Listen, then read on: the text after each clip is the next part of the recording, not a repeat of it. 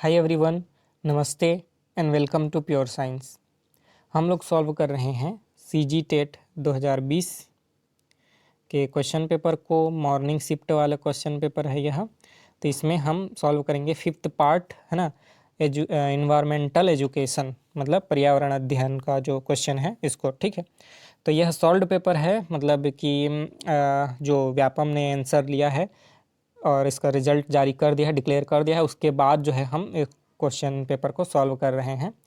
ठीक है, मतलब कुछ चीज़ें इसमें हम इंक्लूड नहीं करेंगे अगर व्यापम ने उस क्वेश्चन को विलोपित कर दिया हो तो। ठीक है, वैसे सिर्फ एक कोई क्वेश्चन विलोपित हुआ है और वो सीडीपी वाले पार्ट में था। ठीक है, तो ये जो हम आगे अभी सॉल्व करेंगे इसमें विलोपित नहीं हुआ है कोई भी क्वेश्चन। ठीक है, चलिए देखते हैं, सॉल्व करते हैं। क्वेश्चन इज पायरिया नामक रोग का कारक है। पायरिया, ठीक है, जो दांतों में होता है, बदबू आता है दांत से, है ना, खून निकलने लगता है। ठीक है, तो ये पायरिया नामक रोग का कारक क्या है? एंट अमीबा हिस्टोलिटिका, या फिर प्लाज्मोडियम, या लिस्मानिया, या एंट अमीबा जिंजवेलिस। ठीक है, इनमें से किसके कारण होता है पायरिया नामक रोग? ठीक है, सही उत्तर है एंट अमीबा जिंजवेलिस। ठीक है, ऑप्शन डी सही उत्तर है यहाँ। ठीक है, पायरिया रोग किसके कारण होता है? तो Entamoeba gingivalis is the answer. Next question, पक्षियों का अवलोकन करने पर हम पाते हैं कि अधिकांश पक्षी अपनी गर्दन हिलाते हैं। ठीक है, जैसे कबूतर है, कबूतर को आपने चलते हुए देखा होगा। ठीक है, तो वह भी अपना गर्दन हिलाते हैं। ठीक है, तो इसका कारण क्या है? ठीक है, इनके कान टंके होते हैं तथा वे उड़ सकते हैं। तो कान से क्या रिलेशन है? ठीक है, ये नहीं हो सकता। ठीक है, पक्षियों के दो नेत्र होते हैं, तो वो तो होते ही हैं। ठीक है, उनके नेत्र दो भिन्न भिन्न वस्तुओं में एक ही समय पर फोकस कर पाते हैं। ठीक है, ये भी नहीं है। ठीक है, दोनों आँख अलग अलग वस्तुओं पर ऐसे कैसे फोकस कर पाएंगे? अधिकांश पक्षियों के नेत्र स्थिर होते हैं और घूम नहीं सकते। ठीक, ये सही उत्तर है, option D is the right answer. अधिकांश पक्षियों के नेत्र जो है फिक्स जो होते हैं और घूमते नहीं हैं। मतलब ये जो ड्रॉ करके बता दे रहा हूँ, ये है आपका, मान लो, नेत्र। ठीक है, इसके बीच में ऐसा छोटा सा काला वाला पार्ट होता है, कॉर्निया, है ना, काला सा प्यूपिल जिसको बोलते हैं, मतलब वो पुतली, है ना, जो होता है। तो ये काला वाला पार्ट इधर उधर ऐसे घूम नहीं पाता, एक जगह पर फिक्स होता है बहुत सारे पक्षियों में। जैसे आंखों में हम अपने देखते हैं मनुष्य में, इंसान के, तो ये काला वाला पार्ट उस सब इस किनारे पर कहीं चला जाता है, कभी इस किनारे पर ऐसे घूमता है ना, इधर उधर। ठीक है, तो अधिकांश पक्षियों में ऐसा घूम नहीं पाता है। ठीक है, इसलिए गर्दन हिलाते हैं। ठीक है, option D is the right answer. Next, Ram आम पसंद करता है, वह उन्हें जाड़े के लिए संरक्षित करना चाहता है। निम्नलिखित में से कौन सा तरीका संरक्षण के लिए उपयुक्त है? ठीक है, राम को आम बहुत पसंद है, वह उन्हें संरक्षित करके रखना चाहता है। ठीक है, तो इनमें से कौन सा तरीका सही रहेगा?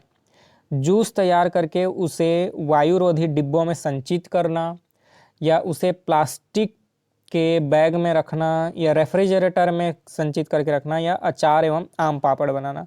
बिल्कुल ऑप्शन डी सही उत्तर है, ये सभी करते हैं हम अपने घरों में। ठीक है, जूस तैयार करके उसे वायुरोधी डिब्बों में आप नहीं बना सकते, वायुरोधी डिब्बा एकदम, है ना, इसके लिए स्पेसिफिक इंस्ट्रूमेंट चाहिए रहेगा, है ना, जो है ना औद्योगिक स्तर पर बनाते हैं उस जगह पर। ठीक है, प्लास्टिक के बैग में तो ख़राब ही हो जाएगा। रेफ्रिजरेटर को कितने दिन चालू करके रखेंगे, कभी बंद तो होगा ना।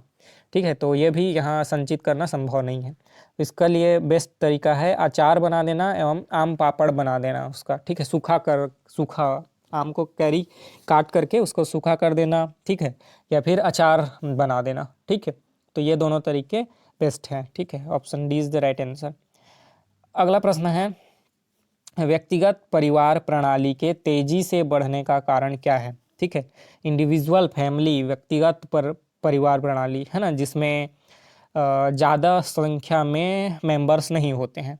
ठीक है, दो या चार चार चार मेंबर, जैसे पति पत्नी और उनके बेटे बेटी, है ना, या एक बेटा या एक बेटी, ऐसा इस प्रकार से बच्चे। ठीक है, तो ऐसा संकुचित मतलब छोटा परिवार, है ना, इसका तेज़ी से बढ़ रहा है, तो इसका कारण क्या है? कोई कोई तो सिर्फ दो है ना कपल ही हैं और बच्चे भी नहीं ले रहे हैं, है ना। इस प्रकार से आजकल ट्रेंड चल रहा है ज़्यादा बच्चे नहीं लेने का। तो इस प्रकार से परिवार का व्यक्तिगत परिवार प्रणाली का तेज़ी से जो बढ़ रहा है, इसका कारण क्या है? तो यह है पाश्चात्यीकरण, वेस्टर्नाइजेशन, या फिर स्वतंत्र लाइफ स्टाइल की कल्पना, है ना, फ्री लाइफ स्टाइल, या जनसंख्या विस्फोट एवं मुद्रास्फीति मीन्स पॉपुलेशन जो बहुत तेज़ी से बढ़ रहा है उसके कारण, ठीक है। और मुद्रास्फीति मतलब महंगाई बढ़ रही है ना, ये सब हो रहा है, इसके लिए कर रहे हैं। तो इसका सही उत्तर बिल्कुल, हाँ ना, आपको देख के ही बता पा रहे होंगे, ए और बी दोनों हैं, ठीक है।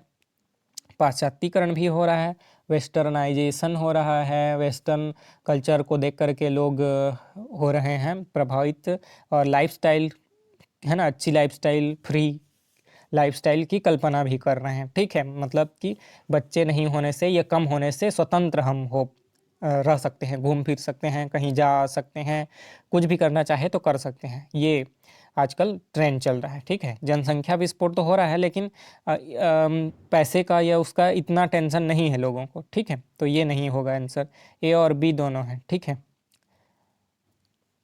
अगला प्रश्न, अंडा किसका भरपूर स्रोत है? ठीक है, अंडा एग जो है किसका स्रोत है? प्रोटीन का, विटामिन का, खनिज का, या उपयुक्त सभी सभी का, ठीक है। तो बिल्कुल right answer is option D, सभी का स्रोत है। प्रोटीन तो बहुत ज़्यादा मात्रा में होता ही है, उसका योक जो पीला वाला पार्ट होता है ना अंडे को फोड़ने पर, इसमें प्रोटीन बहुत ज़्यादा मात्रा में होता है, विटामिन भी होता है और खनिज भी होता है। तो उपरोक्त सभी है ना। इसका आंसर है option D.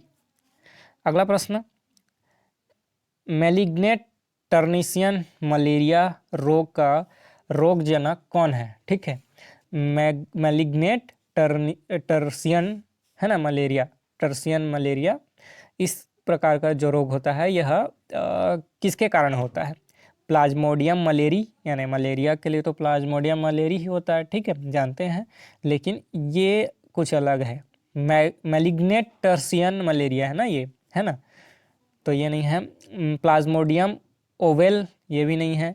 Plasmodium falciparum, this one is right answer.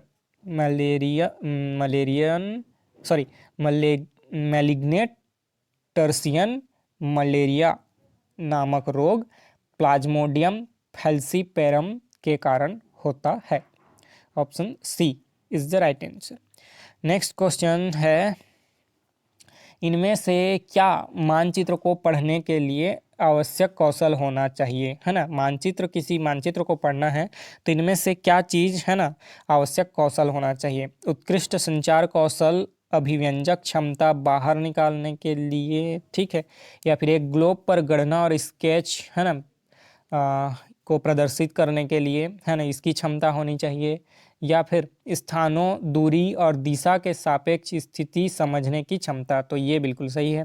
एक मानचित्र को आपको पढ़ना है तो ये कौशल होना चाहिए, स्थान, है ना, कौन किस एरिया में आएगा, जैसे हम पृथ्वी का इस प्रकार से चारों में बांटते हैं, ठीक है, उत्तर दक्षिण, है ना, दिशाओं में, ठीक है, तो ये इस दिशा में आएगा, किस दिशा में आएगा, किस ग्लोब के किस डायरेक्शन में आएगा, दूरी कितनी होगी, है ना, और दिशा, स्थान क्या होगा, ये सब स्थिति समझने की क्षमता होनी चाहिए। Option C is the answer. अगला प्रश्न है, मोनू यात्रा में गया था तथा लौट कर उसने अपने बारे में बताया कि वह, मतलब अपने यात्रा के बारे में बताया कि वह भारत के सबसे लंबे राष्ट्रीय राजमार्ग, है ना, की यात्रा करके आया है। तो आपको बताना है कि वह कहाँ से कहाँ तक यात्रा करके आया है। लंबा, सबसे लंबा राष्ट्रीय राजमार्ग से, है ना, कहाँ से कहाँ तक जाता है, ठीक है। तो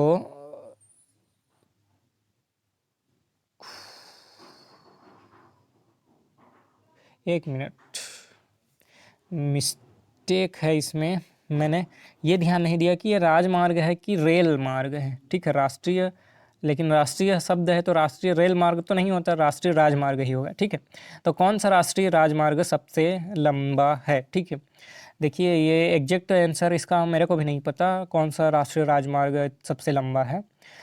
जो आंसर लिया हुआ है उसके अनुसार मैं बता दे रहा हूँ।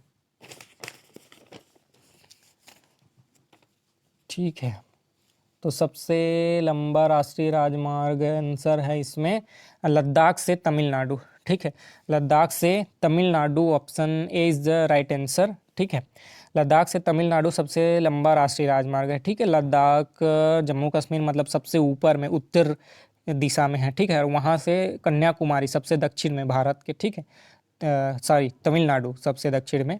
ठीक है, राज्य है। कन्याकुमारी एक्चुअल में जगह के हिसाब से देखें तब तो कन्याकुमारी सबसे लास्ट है, लेकिन ये जो है तमिलनाडु तक जाता है, लद्दाख से तमिलनाडु, है ना, दोनों केंद्रों को जोड़ता है। तो ये सही आंसर है ऑप्शन ए, है ना, जो आंसर लिया गया है। ठीक है, अगला प्रश्न, तालाब के पारिस्थितिक तंत्र में निम्न में से कौन सा जीव एक से अधिक पोषण संस्तर में पाया जाता है। ठीक है, तालाब का जो पारिस्थितिक तंत्र होता है ना, उसमें कौन सा जीव एक से अधिक पोषण संस्तर में पाया जाता है। जंतु प्लवक या पादप प्लवक या मछली या मेंढक, है ना, एक से अधिक में मतलब जैसे कि उपभोक्ता में भी पाया जाए और उत्पादक में भी पाया जाए, है ना, तो कौन सा ऐसा होता है जो दोनों में पाया जाता है। ठीक है, तो इसका सही उत्तर है मछली।